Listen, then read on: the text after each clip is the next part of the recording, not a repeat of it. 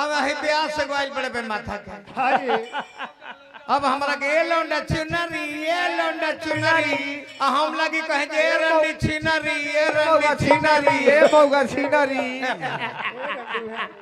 तू बार बार लौंडा का लौंडा लौंडा लौंडा लौंडा कहत रह कहां ही लौंडा तारा लागत रह ये लौंडा चुनरी ये लौंडा चुनरी तो ये मौगा छिनरी ये मौगी छिनरी पागल कहीं का अब बताई हम ही देखले बनी जे गोइया गरम होली से तो सड़वे पर चढ़े लगली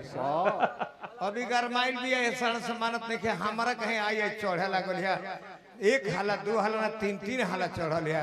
तो कने करो तोरा के साज देबे दे तो हाथ ढुका के अपन सजनी है तो न से भागल है गोबर बिक देला लौंडा धीराज कहता रे बताई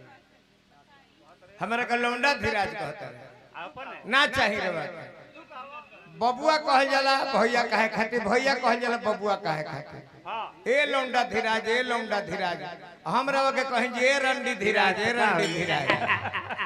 अच्छा लगी ना लगी ना जी थोड़ी राजा ऐसी बानी बोलिए मन की आपा खोए औरन को शीतल करे आपो शीतल होए हाँ जी बबुआ कहने जे बबुआ कहबो भैया काहे खातिर भैया कहबो तब बबुआ काहे हिंका के लौंडा कहबो तो उनका कहम रंडी कहो कहम नु हां जी लौंडा धीराज बोला रंडा धीराज बाकी शोभा नहीं खे देता हमरा रोवा में छोड़ी राजा चूहड़ देखी जना देश जिला के हमें मगध के हां जी बिना माथा के आदमी होले बे माथा के आदमी बिना माथा के आदमी हां वैसे बिहार की हृदय है मगध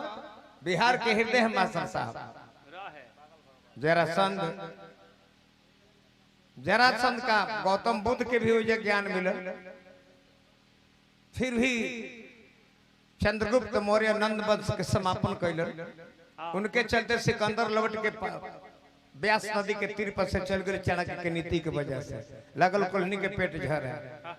ऐसा केमिकल खियाते हम लोग जन्नी आओ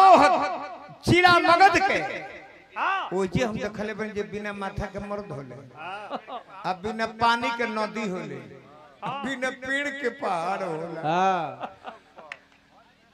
गलती ना नु ना जी कोनो नदी में जे पानी ना मिली घर जाए एकदम झुराई कोनो पहाड़ पर जाए तो वो पेड़ के वृक्ष के नहीं खे जा पाता हां आ हर चौराहा पर